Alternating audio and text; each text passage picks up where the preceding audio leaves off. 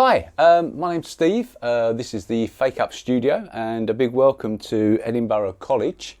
Today we're going to be looking at flat moulds and creating flat moulds with silicone and also creating silicone pieces from flat moulds as well.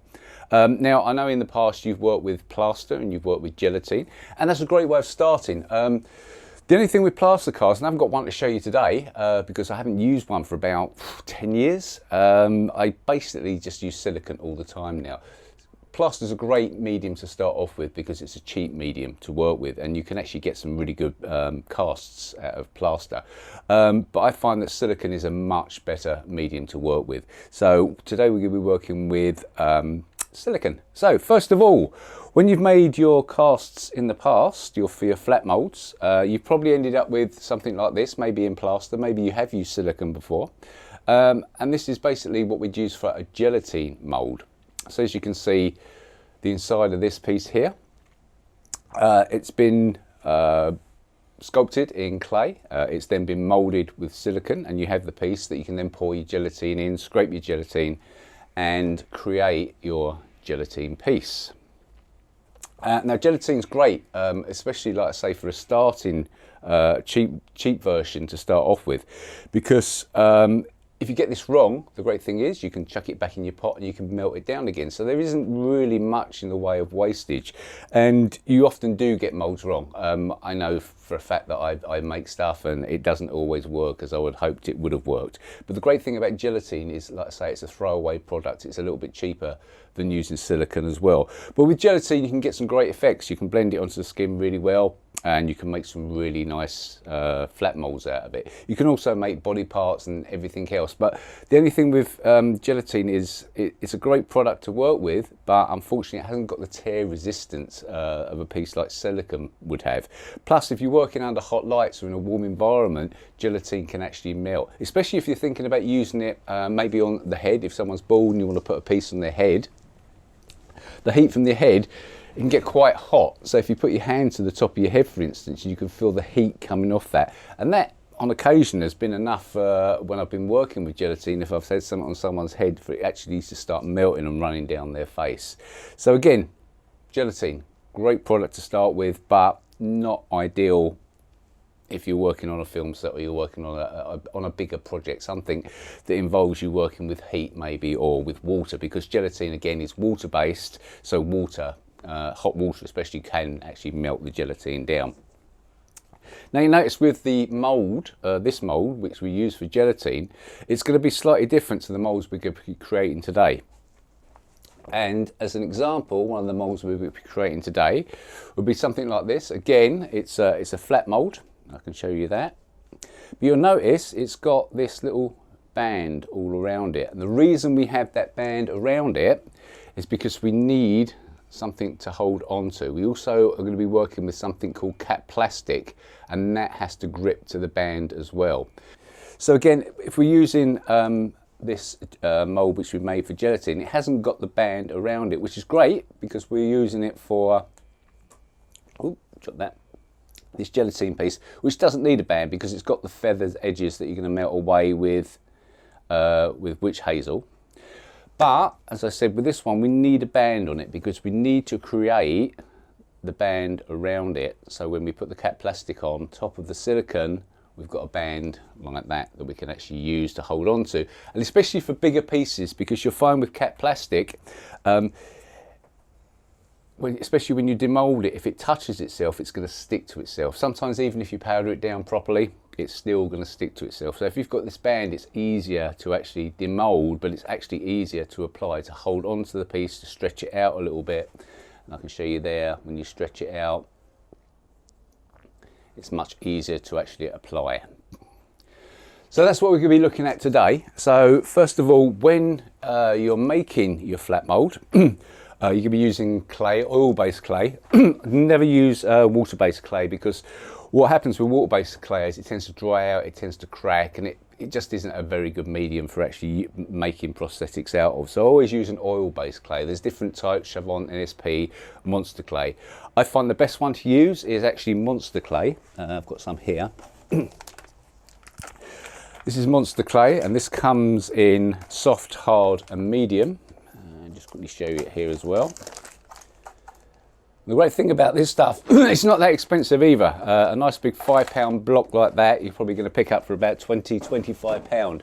Again, it's reusable, and that's a great thing about it. It's once you've got that big sort of £5 block, that's going to last you for quite a while. When you're using monster clay or any oil-based type of clay, if you find that over time it starts to get a little bit brittle, a little trick for using that is to add some Vaseline in there, some petroleum jelly or Vaseline. Again, just quickly show you that in a bit more close up. Plop some of that into it, heat it up in a crock pot or a saucepan, mix it all together, and that basically makes it less brittle and it brings it back to life a little bit.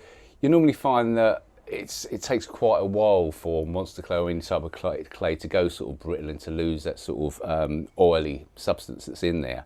But if you do find that's happening, pop a little bit of petroleum jelly in there or Vaseline, mix that in, and you'll find your clays come back to life. Now, as I was saying, with flat moulds and using silicone, especially when you're creating silicone pieces, it's really important that you have this band around it, and that's the band I showed you earlier. Okay, so when I'm creating a piece, let's move this out of the way. As you can see, I've sculpted a piece here, and this is like a big open wound, and I've created this little band around it. I'll just show you that in close up as well, so you can see that. There we go. So this has got the band around it, it's got the piece sculpted. Now again, when you're sculpting, we're not going to talk too much about sculpting today because this isn't about sculpting, but it's really important that when you're working on the edges around here is to make sure they're really feathered out. You can do an absolutely brilliant piece of work with the middle and creating your wound or creating whatever you're creating. If you haven't got your feathered edges, it's going to ruin the piece, because when you come to apply it, it's not going to blend into the skin very well. It's not going to look like part of the skin. And whenever you're creating a prosthetic flat mould, you want it to blend into the skin. You don't want it to look like it's something that's been stuck on the skin. You want it to look like it's something that's actually part of the skin. And again, these feathered edges, it's really important to make sure they are feathered out completely. Even if you have to spend a little bit of extra time doing it, it's worthwhile, because you will get a much better piece if you've taken time to do that. Okay, so just looking at the distance as well, we've got sort of probably about 1/4 of an inch all the way around here.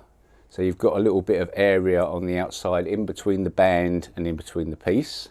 And then when you come to actually mould it, you're going to need to create a wall. It's the same as you would with, like say, a normal piece like this. We've created that, and you create a wall around it, so you can actually put your silicone or your gelatin, silicone inside the mould, sorry.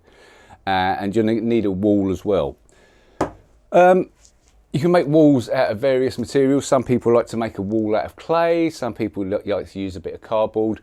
Some people also say don't use cardboard when you're working with silicone, because it tends to inhibit it. That means it won't actually set.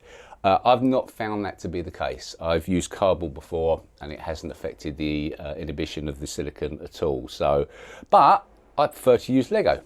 And the reason for that is I like to play with Lego, which is one of the reasons. But you also create a nice wall around it, like so. Now, if you're worried about that moving or coming off, what you can do is get yourself a glue gun and just glue around the edges. But I normally find that once you've held it down and you've poured your silicone, that will set up and you won't get anything sort of seeping out of the edges. But if you are worried about something seeping out of the edges, just go around it with a glue gun and stick that down. And then you've got a nice wall which is made to the perfect size that you're going to actually want. Let's just come off, let's stick that back down again. So there we go, there we have our piece, we have our band around it, and we also have our wall made out of Lego. Like I say, you don't have to use Lego, you can use clay to create your wall. It's entirely up to you. Some people like circular walls, it depends on the piece you're making. This is quite a big piece I've created here, so a nice big Lego wall will work really well on that. Right, so anyway guys, just to recap on that, with creating a flat mould for a silicone piece, you're going to need the band. Okay, it's really important that you get that band on there. And the great thing is, once you've created this this mould, that you're going to use for your silicone piece, that can also be used for gelatine as well. So you don't just have to use it for silicone, you could also use this for gelatine. And what I tend to do now is, even when I make moulds for gelatine, is I still create a band around there, then I can use it for either gelatine or I can use it for silicone. So it's a double use. Whereas this is quite an old mould, and this was just made for gelatine, and I can't really use that for creating a silicone piece out of it. So we just put that to one side for a moment. Right, okay, so filling your mould. Like I say, I know you guys have worked with plaster before to create your moulds. As I say, I never use plaster anymore. Another reason for not using plaster is that when you're working with plaster, when it sets, plaster can get quite warm. And some plasters can get really hot, and that's one of the reasons you should never use them on the skin as well. Don't ever put plaster on the skin, because it can. I've seen some really nasty burns through plaster being used on the skin. If you want to do a skin mould or anything like that, always use the correct material and never use plaster directly on the skin, as it can actually burn.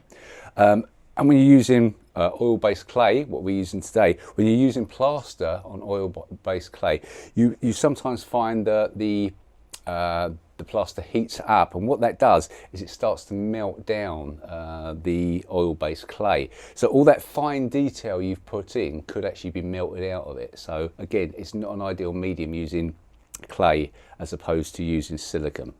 Now, there are different types of silicone you can use to actually create your mould.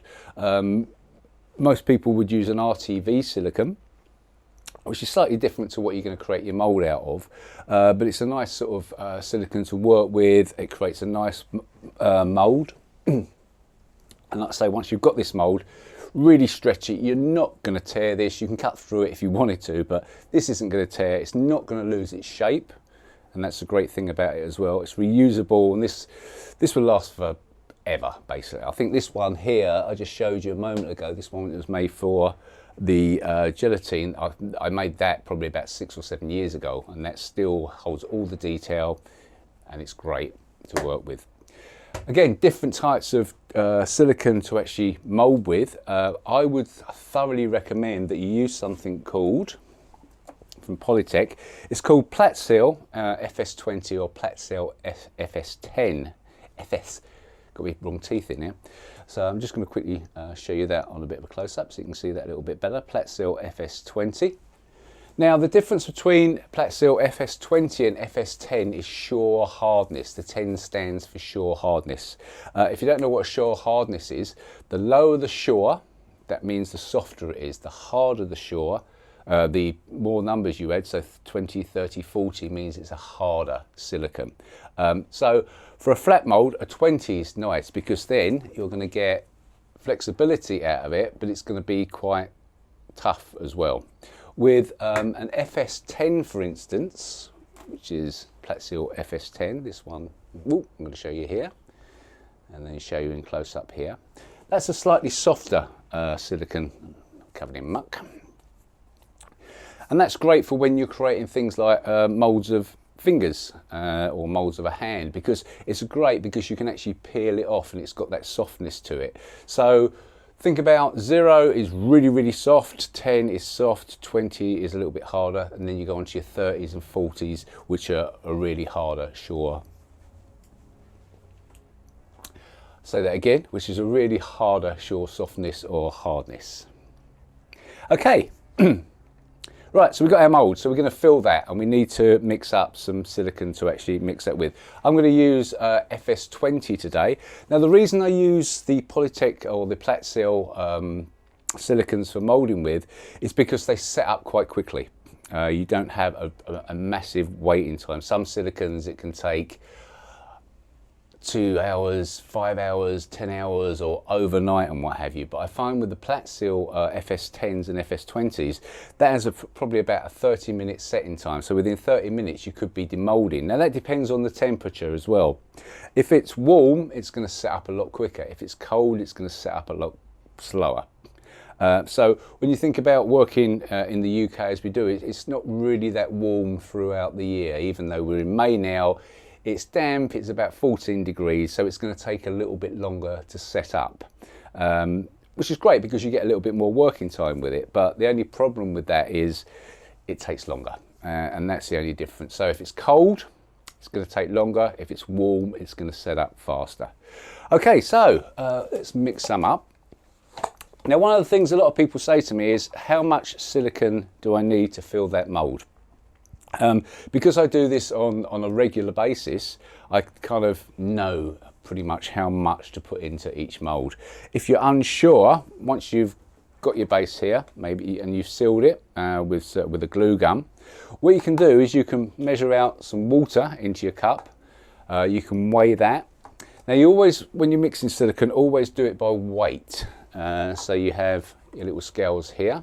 I'll show you your little scales.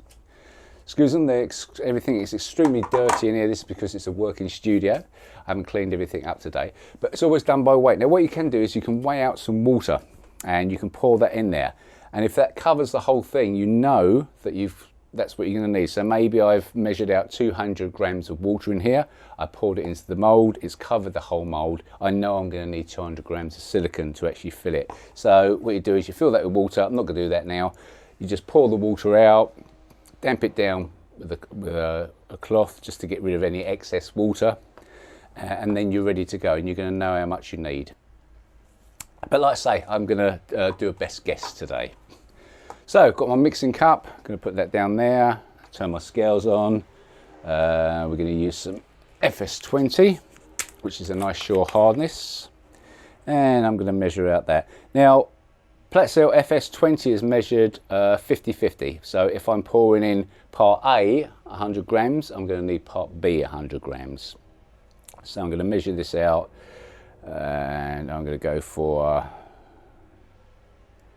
about 100 grams. There we go. So it's 99 grams of FS20. When you're measuring it out, guys, if you go 2 or 3 grams over, it's no big deal. So I could have 99 of A and then I could have 102 of B. It's not going to make that much difference. The more you're using, the more leeway you've got between going over or slightly going under. If you're using small amounts, say you've got 10 grams of A and 10 grams of B, ideally you want 10 grams of each, but with larger amounts you can go over or under slightly. So I've got 99 in there. Turn the scales back on again, and now I'm going to go for approximately 99 of this one as well. So this is part B I'm putting in now.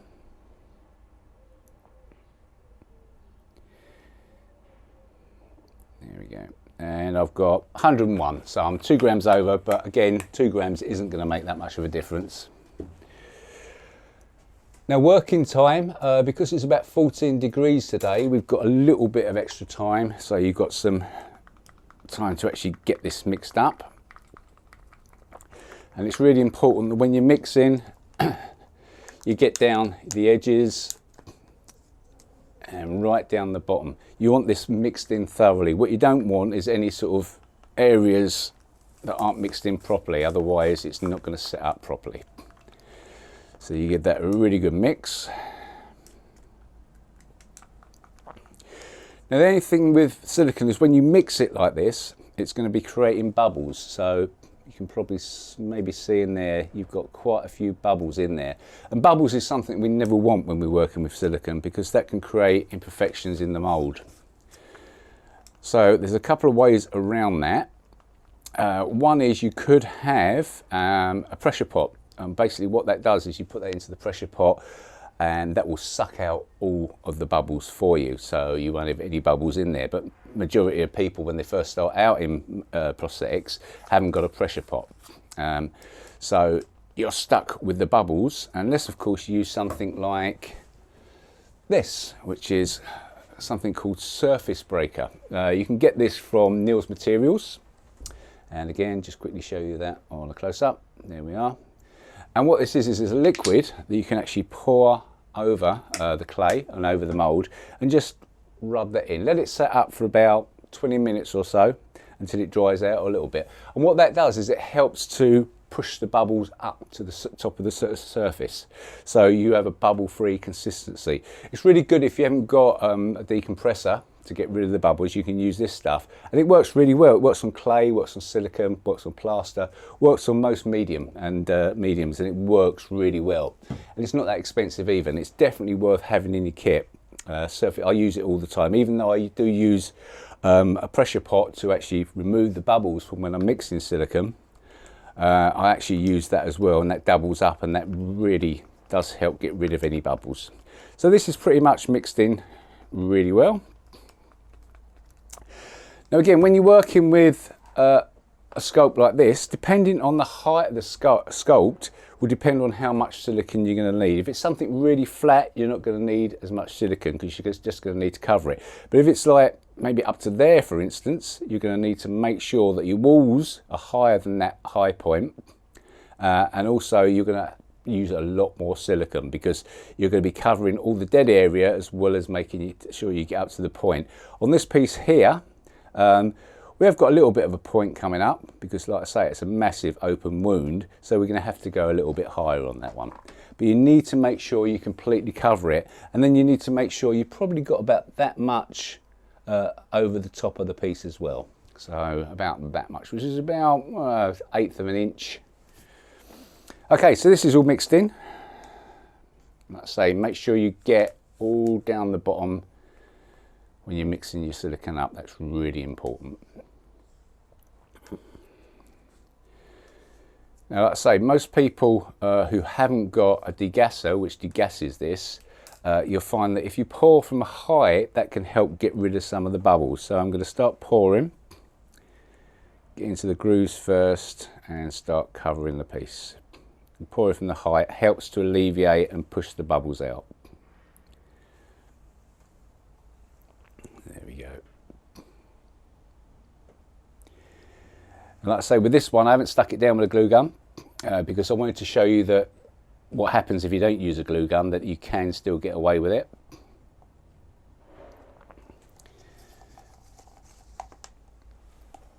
And like I say, this is a big mould, and I've used 100 grams of A and 100 grams of B.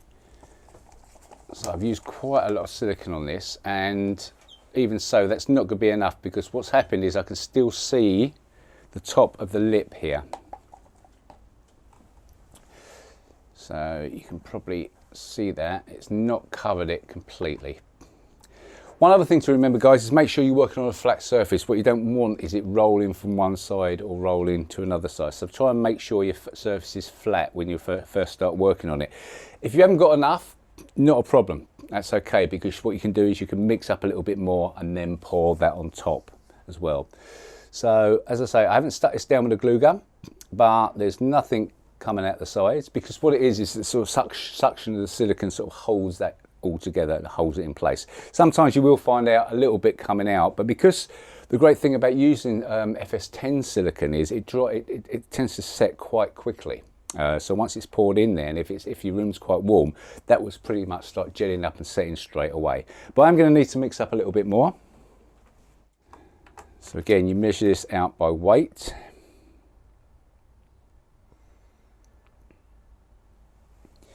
And there's about 59 in there. So I need another 59. 59 is 118. Sometimes it's really helpful to know your maths.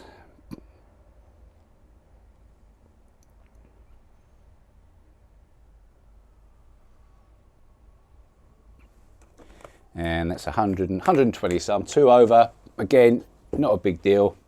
2's not going to make that much difference. You don't want to be going 10 or 20 over. If I did find that I put too much of B in after a poured A, you can add a little bit more A in there. We're just going to mix this up again. I'm using the same mixing cup that I did last time because, like I say, because it's about 14 degrees today, it's not that warm, so you're going to get a little bit more working time. If you're working maybe in the summer when it's sort of 70 or 80 degrees, this would have pretty much set up by now. So I wouldn't have got this much working time. But again, get right down the bottom, get around the sides, make sure it's all thoroughly mixed in. Ideally, if you've got a degassing chamber, degas it. If you haven't, just pour from a height, and that will help dissipate some of the bubbles.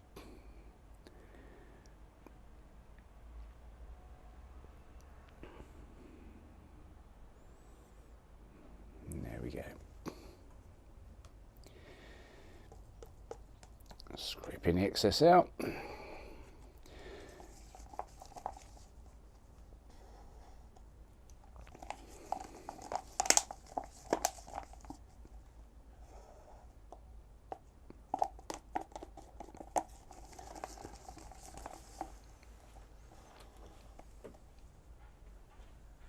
And again, it's just making sure then you look at the side, you make sure, has that covered the lip?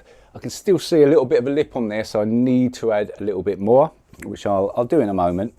But for now, just remember that when you've actually mixed it, keep hold of your cup. Don't throw that in the bin, because you're going to know that once it's set up in this cup, it's set up in your mould. So once it's set up in the cup, you can demould it. If it's not set in the cup, it's not going to be set in the mould. So what you don't be doing is sticking your finger in and everything like that and pulling it apart if it's not set up properly. So always keep your cup. It's really important when working with silicone, because then you can judge whether it's set or not. So like I say, I'm going to need to add a little bit more to this, just to make sure we thoroughly cover that lip. And like I say, the higher the piece is, the higher you're going to have to go. All this area around the side, this is all the dead area, and people say, oh, it's a bit of a waste of silicone. Well, yeah, it is a waste of silicone, but you've got to cover the whole thing. So when you first start making flat mold prosthetics, I would advise that you sort of go for the smaller pieces. It uses less silicone, and if you do make mistakes, which you're going to do whenever you're working with prosthetics, you're only working with a smaller amount. So if you do make a mistake, you haven't lost a great deal of silicone. What you don't want to do is start off with a great big piece, fill it with silicone, and find that you've done something wrong, and bang, it's just not gonna work for you. You're gonna end up throwing away a load of silicone. When working with silicone, it's really important that you don't have any latex near it at all. Latex will inhibit silicone setting. That means it won't set. If there's any traces of latex about, what it does is the latex gets into the silicone. It can even be latex fumes with the ammonia in there, and that can stop silicone setting. The same applies with onions and garlic, strangely enough, as well. So if you've been in the kitchen, you've been chopping up some onions or chopping up some garlic, and then you start working with silicone and you touch that, that's going to also cause a problem with it setting up, and you'll find that after a couple of hours when you touch it, it's still going to be a gooey mess. So latex, onions, garlic, avoid these at all costs, because it will stop your silicone setting, and there's nothing you can do about that. So it's once the onions, garlic and latex get in there, latex is the worst, then bang. If you're going to be wearing gloves, and you can wear gloves when you're doing this, if you don't want to get it on your fingers, always use black nitrate gloves or white nitrate gloves. Don't have to be black, because they haven't got any latex in there. Don't be using latex gloves, because again, that could cause a massive problem. I tend not to wear gloves because I like to feel the material I'm working with, and I always have some wet wipes about just to wipe off the stuff with my hands. So like I say, I'm just going to add a little bit more. If I'd left this for maybe half an hour to an hour and it's set up, I could still add some more silicone on top of that, because what will happen is the silicone will go on top of it and it will still stick to it. Silicone loves to stick to silicone. Silicone doesn't really like to stick to anything except silicone, or your clothes. If you get it on your clothes and that's it, you've ruined your clothes. So always make sure that when you're working with stuff like this, don't wear your best top or your best trousers or your best skirt or whatever, because if you get any silicone on it, it's going to ruin it, and that's not coming out. No way is that coming out at all. So just going to quickly mix up a little bit more. Now you notice with this stuff that it is, 2 seconds, it is clear as well. If you didn't want it clear, you could add some pigment to it. I'll show you that in a sec.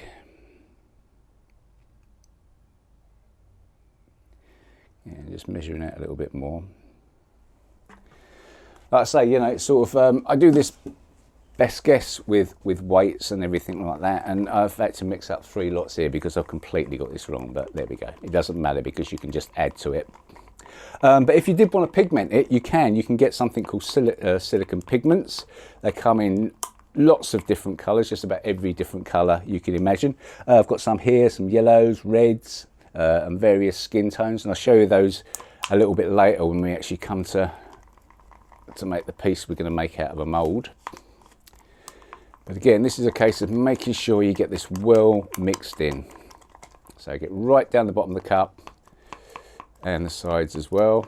I like to use clear cups. You can use cardboard cups. Again, some people say don't use cardboard because it inhibits the silicone. I haven't found that, but I tend to use plastic cups, especially clear ones, because you can see what's going on inside there. Especially if I've got any pigment mixed in there, I can see the pigment mixing in, and I can see that it's mixed in properly.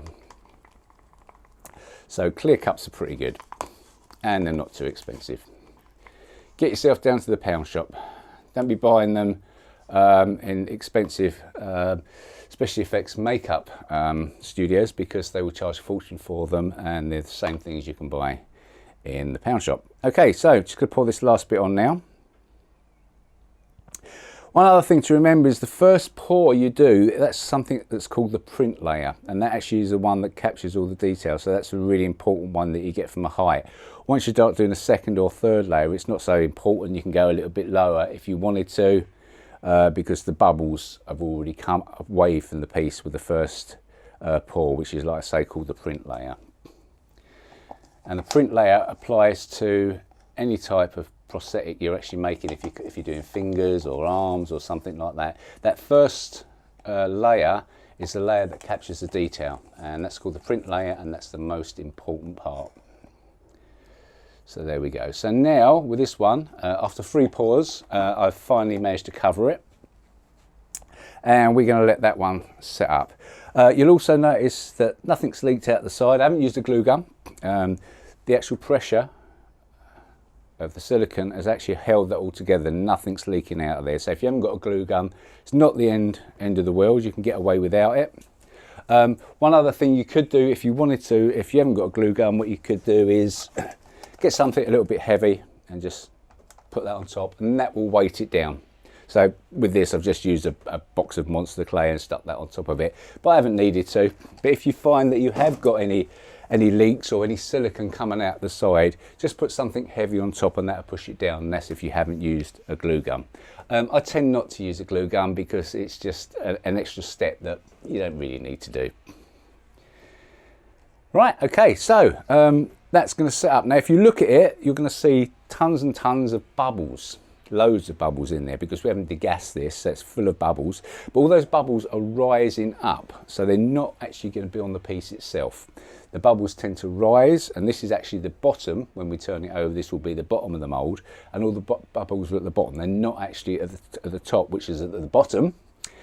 So you're going to be fine with this. So ideally, when you come to demould it, there's going to be no bubbles in it, and it's going to be a perfect print copy of the flat mould you've actually created.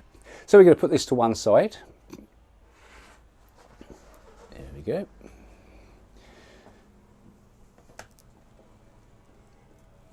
And we're going to let that set up. Like I say, with FS10, in this sort of condition, I reckon about an hour to 2 hours for that to fully set. If it was warmer, if it was 70, 80 degrees, probably within 30 minutes to an hour, that will have set up and you'll be able to actually demould it. Okay, so let's say this is one we've just demoulded. So what we've done is we've pulled all the bricks away from the outside, we've peeled it off of the clay, and we're left with this. You might find that occasionally little bits of clay are stuck in here, and you just need to sort of gently pick those out. If you find they're a little bit more stubborn, get yourself some lighter fluid and pour some of that in there, and what that does is it helps melt and break down the oil-based clay. So like I say, you can just clean that out with something like a popsicle stick, or what I tend to use is a cotton bud. And if you put a little bit of lighter fluid on the cotton bud, and that will help get any clay out. This one obviously hasn't got any clay in because it's an older mould that's already been cleaned up. One thing to remember when you're working with lighter fluid or any sort of vox, which are chemicals that give off a vapour that you can breathe in and can make you high and eventually quite ill, is to make sure you're wearing suitable mask or you've got suitable ventilation. That's really important. When you're wearing a mask, you could wear, let's grab one. Obviously we're all wearing these nowadays. You could wear one of these, but these are for, oop, get it on. These are for dust particles.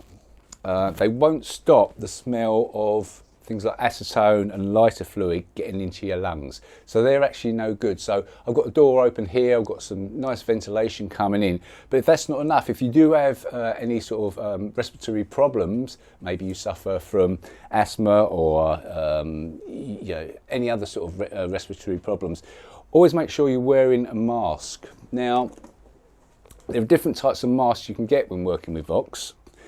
This one's a really good one. They normally have to be what's called a level 3 mask.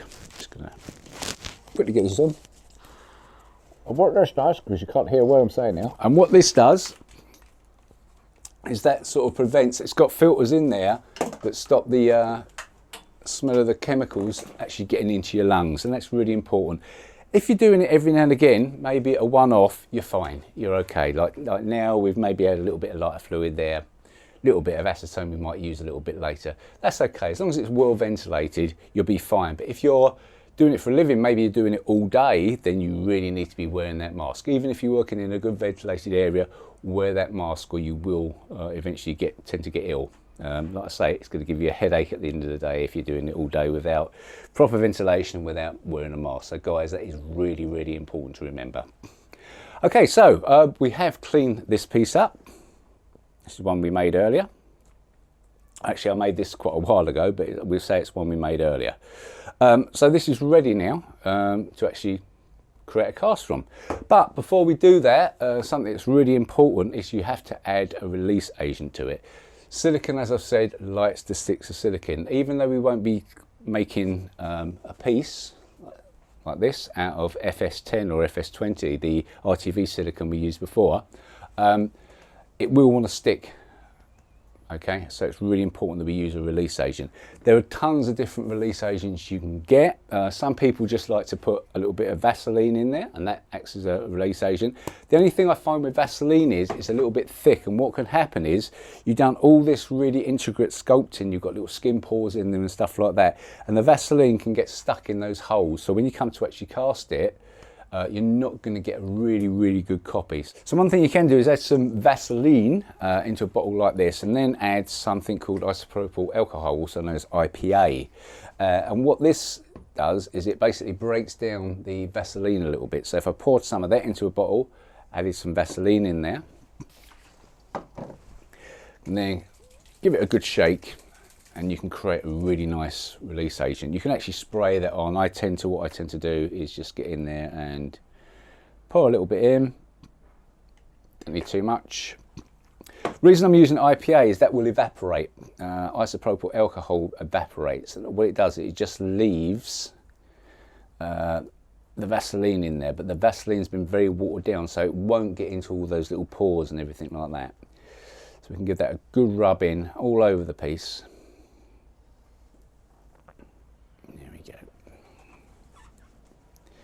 And that will create a nice barrier for you. So you need that to evaporate off, you need it to sap a little bit. So you can't use it straight away. If, like I say, it depends on the heat.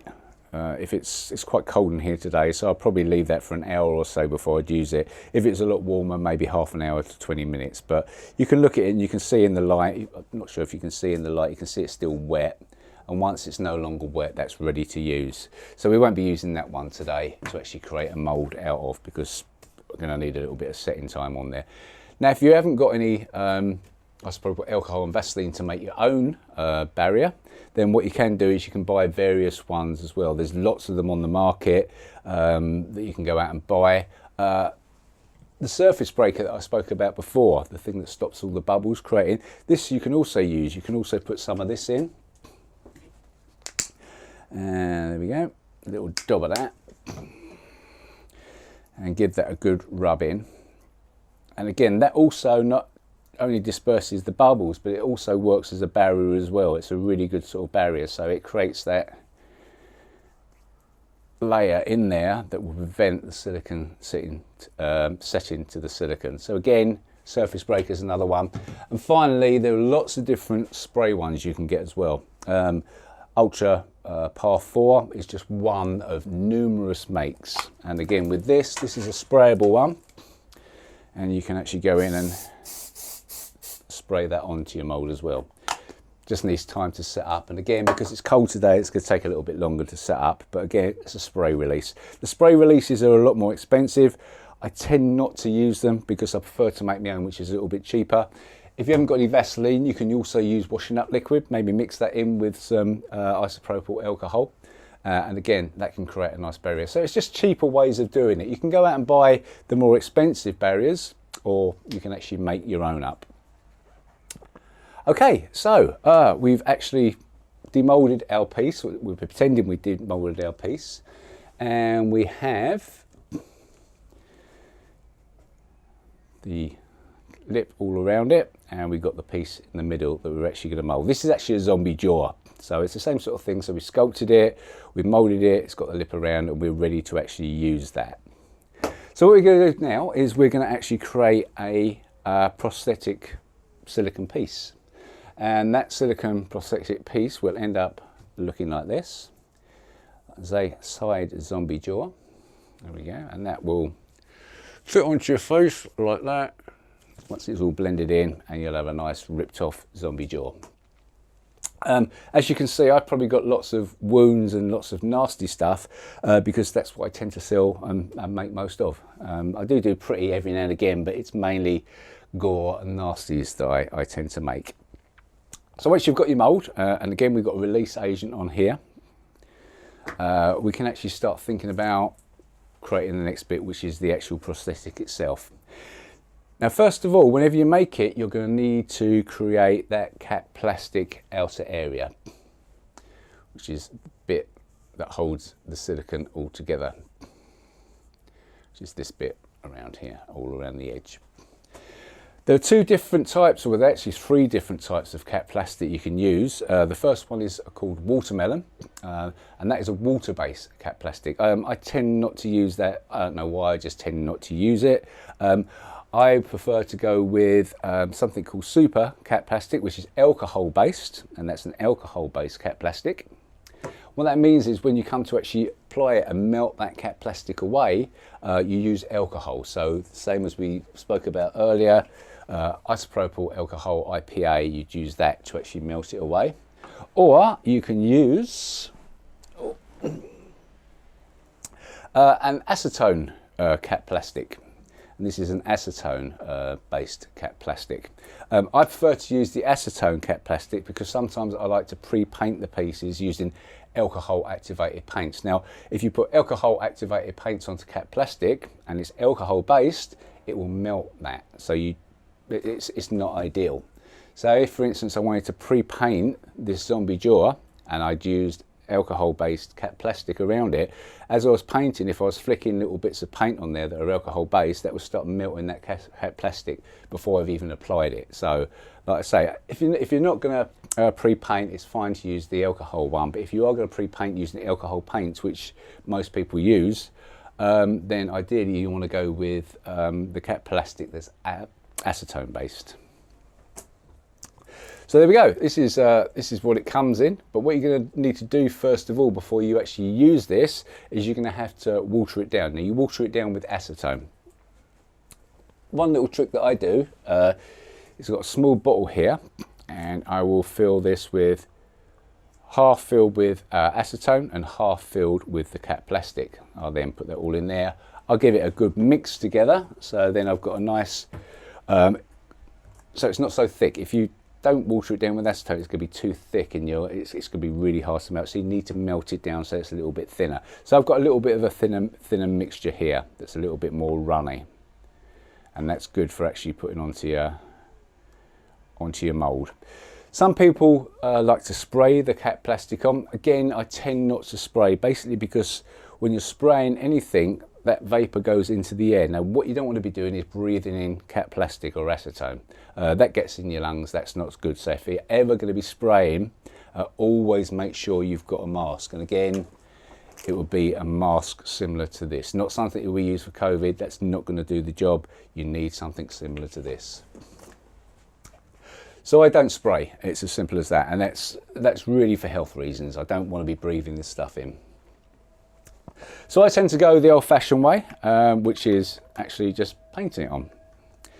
Okay, so just going to start around here. Now this stuff dries up even in cold conditions pretty quickly. So I'm just going to get a little bit into the edges, and then I'm going to start working it around the outside. Try not to have any sort of big lumps of it either, because you're going to need to melt this down when you actually come to apply it. So keep it as thin as possible, just around the edges. You don't have to coat the whole thing, you just have to coat around the edges where it's going to meet. Some people do like to coat the whole thing. Personally, I don't.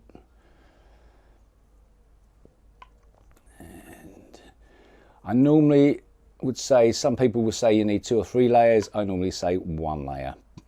The reason I like to use 1 layer is because the thinner it is, the easier it is when you actually come to apply it to melt it off. So there we go, 1 layer on there. Put it back on.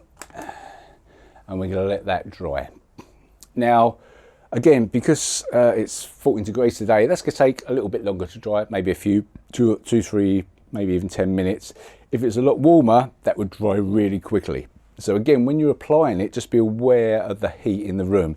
If it's hot, you might start putting this on and it starts setting up pretty much straight away. If that's the case, what you're going to need to do is when you do your 50-50 mix, you might need to add more acetone into your mix. So it makes it even thinner, and that way it doesn't set up so quickly. But I find that in these sort of conditions, a 50-50 mix works really well on 1 layer. If you're going to do more of a maybe 80% acetone to 20% plastic mix, then you probably will need to go on with maybe 2 or 3 layers because it won't be thick enough. And what will happen is when you come to demold it, it will sort of break apart, it will bubble or something like that. So just be aware of the conditions you're working in affect how you actually apply cap plastic, and that's really important.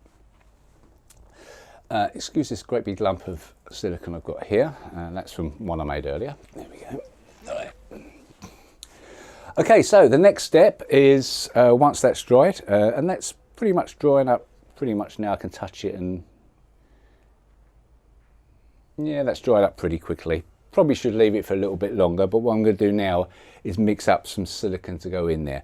Now, we've used RTV silicone, Platsil FS20 to actually create our mould, but we're going to be using a different type of silicone, a skin-safe silicone, to actually create this piece.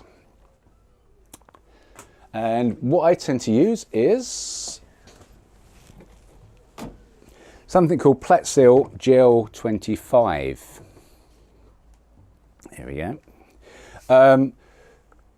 And again, Gel 25, 25 refers to the shore hardness, 25 being a fairly hard silicone. It's not a soft silicone. So if you're going to be using this for flat moulds, you're going to need to soften it up a little bit. And you're going to need to soften it up using something called Platsil Deadener LV.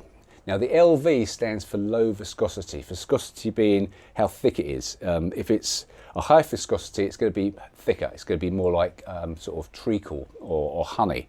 With a low viscosity, it's going to be more like water. It's going to be a lot more runny. And that's what we really want for flat moulds. We don't want something thick that's not going to fill all the little sort of areas that you've sculpted in. Maybe you've got skin pores in there. You want to fill those. And you find that with low viscosity, it's more watery, and it's going to go into those little areas, and it's going to make it work a lot easier. So for the mould, as I was saying, we're going to use Gel 25. We're going to deaden that. One of the reasons I like to use Gel 25 is because, again, it has a low viscosity. It's not a thick silicone. So when it comes to flat moulds, I find that it's a lot easier to actually get into those like delicate little areas you've sculpted in, especially if you've got something that's a little bit more complicated. It will sort of soak in there and get in there because it's a lot thinner. Some people really like to use something called Platsil Gel 10. Now, Platsil Gel 10 is a softer silicone. It's a really nice silicone. It's really soft, it's very skin-like. And again, you can deaden that down as well using a deadener. But the only thing with Gel 10 is it's a little bit thicker. It hasn't got that low viscosity about it. So you're going to find that sometimes it won't get in properly into those sort of little areas, those little undercuts you've got, it won't work as well. So I do tend to stick with Gel 10 and deaden that down. Now in terms of deadening it down, you can deaden it down 100, maybe even 200% and make it really, really soft. I tend not to go that soft. I'll probably go about 50% with the deadener mixed in with the Gel 25. And I find that gives a really nice soft skin sort of feel to it. So with this piece here, for instance, that's nice and soft and rubbery, and that will bend onto the skin depending on where it's going, and it will move with the skin as well. And that's, once that's deadened down with Gel 25, that's got a really nice sort of skin textured feel to it. Okay, so the first thing we're going to do is measure out some silicone. Let's get another cup. Once again, I'm using a clear cup with this. The reason I'm again using a clear cup is because I'm going to be using some pigments in there as well. I'm also going to be using something called flocking, which I'll talk about in a moment. But it's really important that when you mix the pigments in, the pigments get mixed in properly. You don't have lines of colour, because what will happen is when you lay that out and when you actually pour it into your mould, you don't want a line of colour. You want a really good mix in there. So it's really important that one of the reasons I use a clear cup, I can see what's going on inside that cup. So again, with the Gel 25, that's mixed 50-50. So there's no need to sort of go, oh, is this 1/3 to 2/3 and start doing all your maths. This is dead easy. This is just doubling up on something. So again, how much do I need? Again, if you're unsure, you can put some water in there and measure the water out. I tend to, again, just because I do this quite often, just measure a bit out. And what I'm going to go for here is 28 part A, and then 28 part B, which comes to 56. Because it's quite a small amount, you don't want to be going too much under or over. So I've gone 58 there, so or 59. So I've gone 3 over. Again, you'll get away with that. You don't want to be going sort of 10 or 20 over on either the A or B. So I've got that in. I'm now going to add a little bit of deadener, probably the same amount. So at the moment we're on 60 grams. So I'm going to make that up to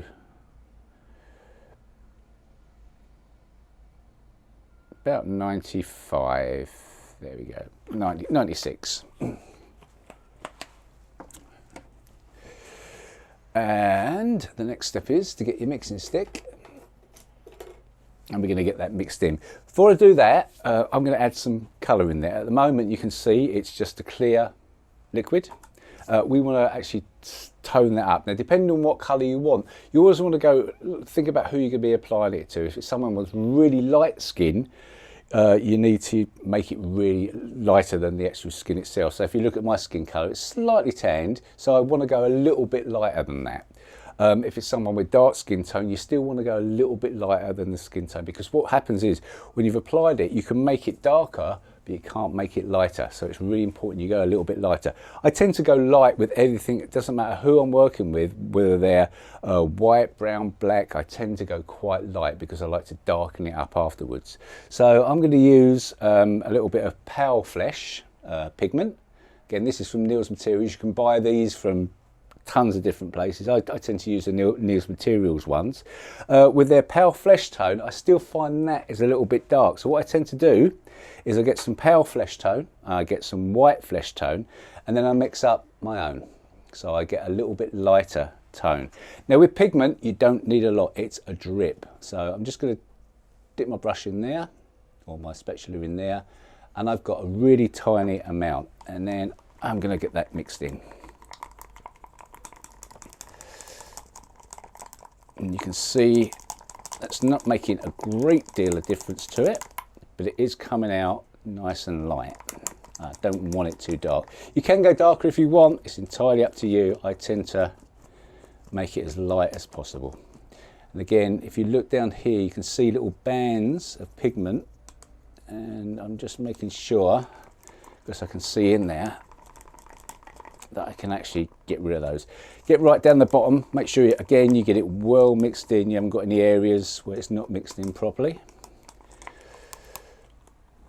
down the sides and look for any areas of pigment that aren't mixed in properly, which I'm doing now. Tiny bit there.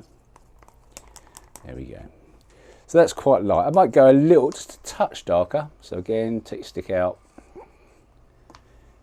and add a little bit more. Not too much, just a little bit more. Make it slightly darker. Now, in terms of working time, again, because it's quite mild today, or even cold, you've got a fair bit of working time. If it was summer and it's maybe 80 or even 90 degrees, you've only got about 5 minutes, if that, working time. I would normally say your working time is about 2, maybe 3 minutes max in the summer. Okay. Now at the moment, that is just flat, matte skin. That's not what we want. If you look at your skin, tons of different colours in there. There's reds, there's blues, there's browns, there's all sorts of colour in there, and you don't want a flat colour. So what I'm going to do is I'm going to add something called flocking. And these are just small little nylon fibres of different colour. So I'm going to add a little bit of red in there. Not too much.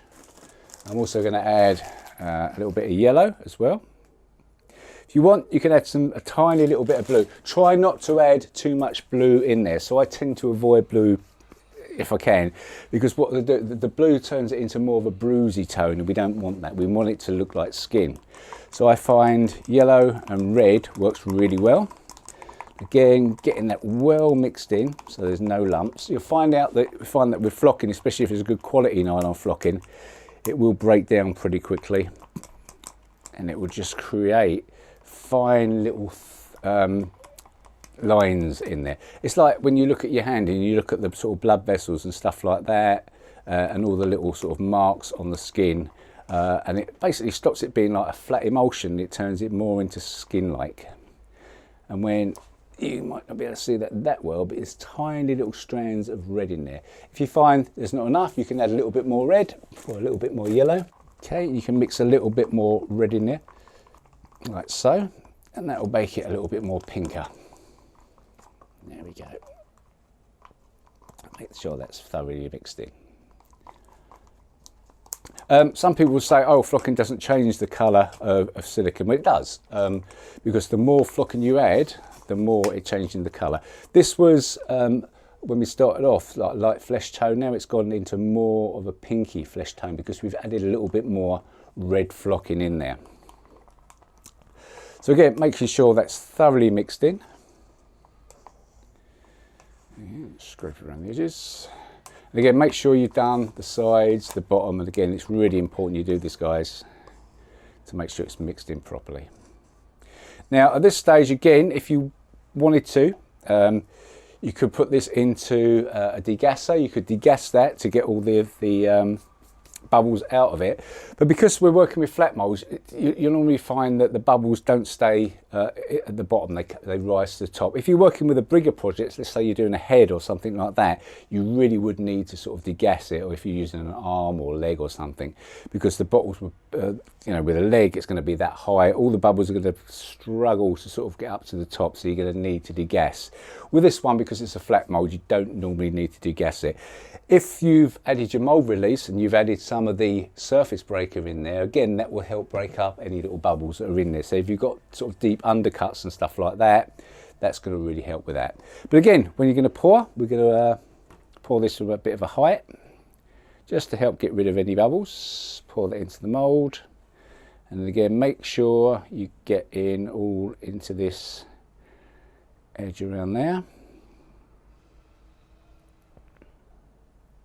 Again, just think of your working time, hot conditions. This is probably, after all this time, going to start to be setting up right now. So you want to get in there as quickly as possible.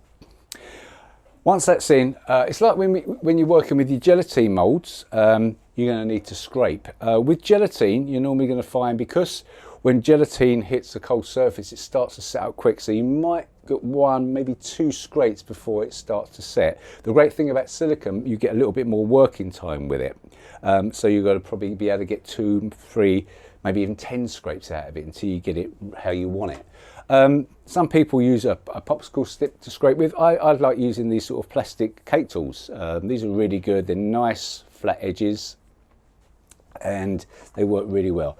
So again, just making sure you get it nice and flat, holding it on both sides, and pull it towards you. Just pull off all the excess silicone. And there we go. And if you find that it's not done it properly, go over it again. Don't push too hard, but don't be too soft at the same time. Again, that is something that you're going to learn over time. The more you do this, the better you're going to get at it. I found with some students I've worked with, they go in too hard and they literally pull it all out, or some don't do it hard enough and it's left with lumps all over the place. But again, it's just practice makes perfect on doing this. So all I've done here is 2 scrapes. Again, making sure you're working with a flat surface. What you don't want is an angle so it all flows forward or flows backwards. So make sure it's a flat surface you're working on. Right, so that's all in there, and that's nice. I've made too much, so what I can do with this, rather than waste it, is I could actually put it into another mould that I'd already made, and I could make something else out of it, but I'm not going to bother with that so much today. What I do tend to do though is when I've got stuff left over, I normally have maybe a couple of finger moulds or ear moulds or something like that I can actually just pour any excess in, and that way you don't get any wastage that way. If I hadn't made enough, that's fine. I can quickly go in, make a little bit more and add it to it. The only problem with that is when you're mixing up silicone, you're going to find that it's really hard to match the colour exactly. So ideally you want to make too much than not enough, because if I hadn't made enough and I go over the top of that, the colour of the next batch is probably going to be maybe a little bit lighter or a little bit darker, or maybe a little bit more flesh tone, a little bit redder, etc, etc. So try, if you can, make too much than not enough. And if you've got a finger mould or something else sitting at the side you can use to actually fill up, then that's great. You can actually use your excess, and that's probably enough there for maybe 2 fingers. So there we go. Right, okay, so the next step is let that set up. In this sort of conditions we've got today, because it's May and it should be warm, but it's not, it's horrible and cold. This is probably going to take between half an hour to an hour to set up properly before we can do any more with it. But luckily I made one a little bit earlier that we can actually use. And this is one I made earlier. So I've already put the cap plastic on, I've poured the silicone, I've done the scraping process. And this one, I can touch it now, and that's all good, that's set up nicely.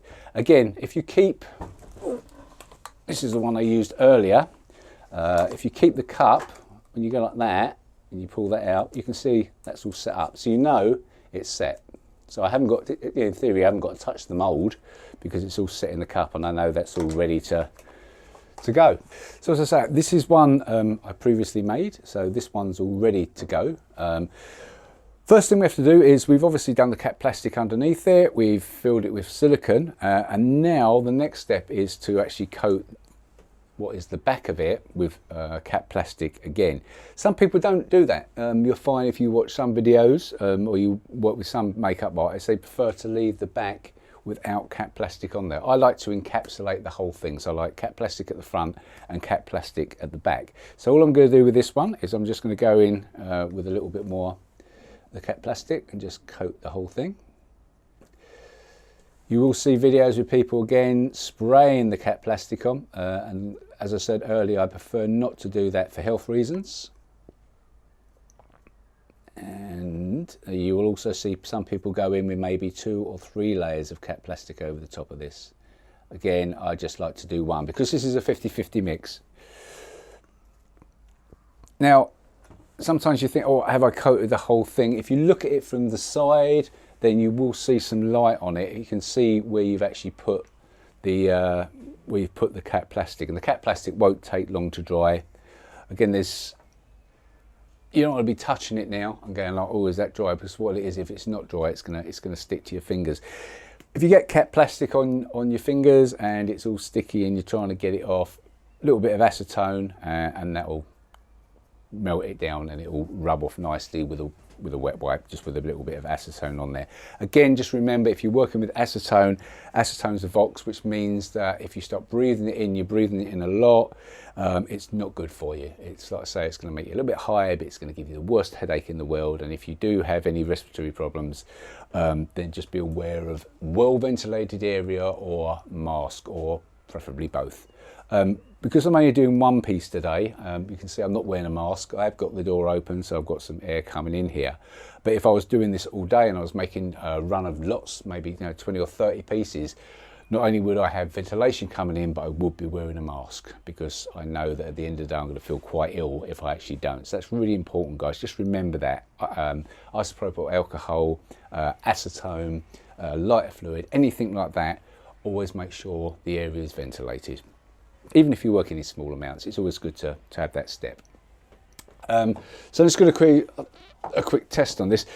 Probably needs 5 to 10 minutes to dry, but with this one we're going to actually try and demold it a little bit earlier. So I'm just going to tap around here, around the edges, make sure it's set up. Should leave it for a little bit longer to set, but with this one we're going to demold it a little bit earlier. Okay, so it's fairly dry now anyway, that's pretty much ready to go. So the next step is you can actually just demold this now, but if you do that, what's going to happen is the cap plastic, if it touches itself, it's going to stick to itself, and that's not going to come unstuck. So it's really important now that you powder the piece. Now, some people go out and they buy really expensive powders, matting powders and stuff like that, which is great, which is fine if you want to do that. Personally, again, I'd rather go to the pound shop and get myself a nice big bottle of talcum powder for £1, and I will use this. And all I do is just quite a lot on there, because again, talcum powder is cheap and you're not worried about wastage, and you want to make sure you've covered the whole thing. And just get yourself a nice little matting brush there, makeup brush, and rub that all in. There we go. And that's going to set up a barrier, that's going to stop. So if the cap plastic touches itself, it's not going to stick to itself. That's really important. Now the final step is demolding. With gelatine, again, you do the same sort of process. You powder it, you pull it out. With this, it's a little bit harder because you've got this edge around here that you've got to actually get into. So all I'm going to do is just go around this edge a little bit here and just peel away some of this excess cap plastic around the edges, just so I've got something to hold on to. Just peel that away a little bit. And this is a slow process. Don't try rushing this. Don't go in and just pull it all out. Take your time. It's, if you rush it, you'll find it's not going to work properly. So take your time, and that applies to anything really you're doing with special effects makeup. Just take your time, guys. Don't rush it. Okay, and again, because if this was plaster, we wouldn't be able to bend it or anything like that. Because it's not plaster, because it's silicone and it's bendy, we can actually get in there and we can bend that to get hold of that lip and gently pull that up. There we go. Now once I've got that open, the next thing I'm going to do is I'm going to get some more powder in here, because I don't want the cap plastic inside sticking to itself. So again, liberal amount of powder. Don't be frightened of using too much powder. And very gently start pulling this out.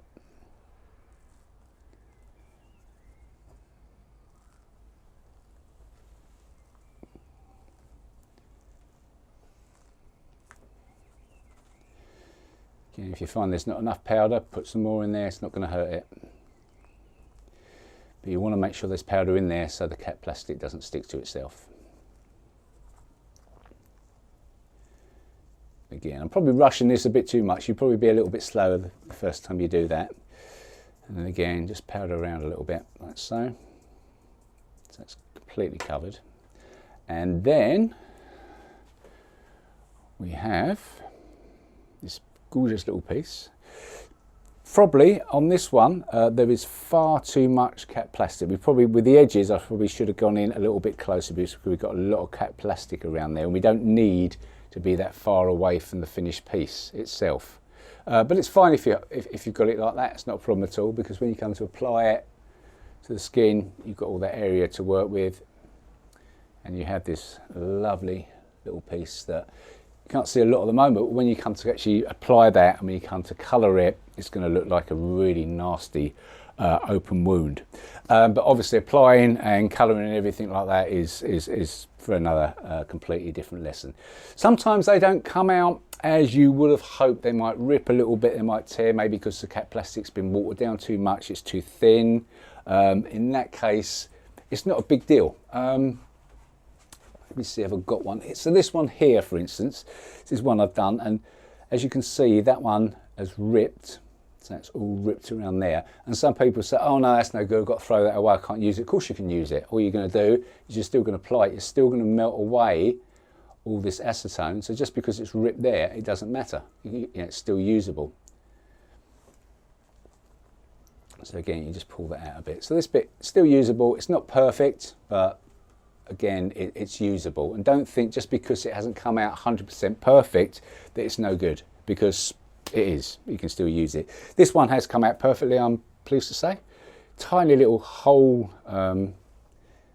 in here. That's not going to make a bit of difference, because don't forget, the cap plastic is the throwaway part. All we're going to have left after we melted it away is this bit in the middle. So everything else is throwaway. Everything I'm touching is throwaway.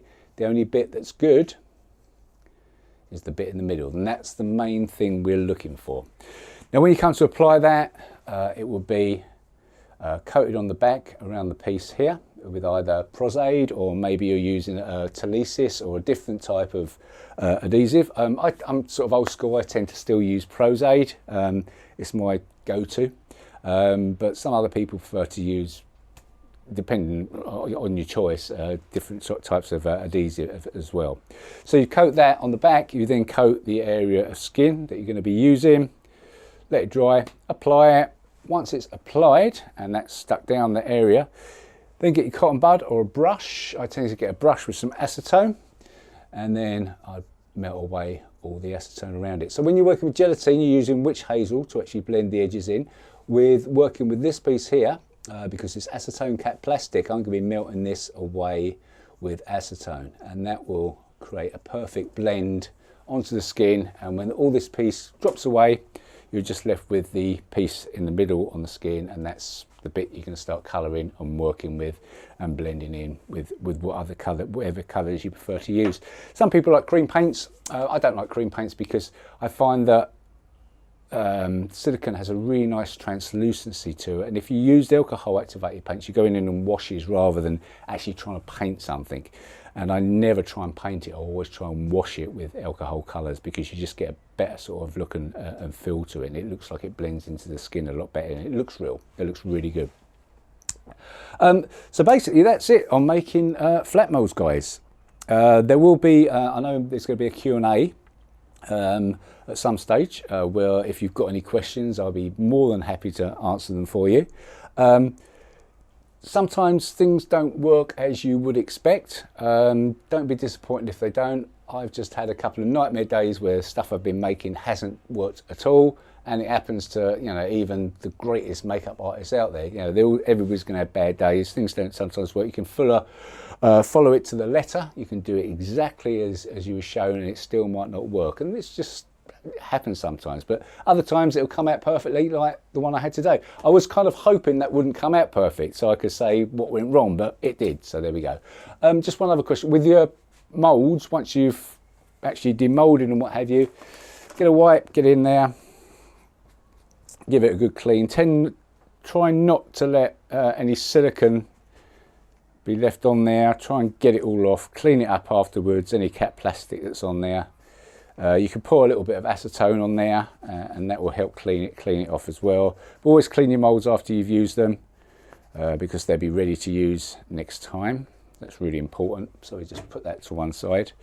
And yeah, and these moulds, they're silicone moulds. They last for ages. Like I say, I've got ones sitting in my kit that I've had for years and years and years, and they're still got all the detail in there, absolutely perfect. These pieces are great. They will work underwater.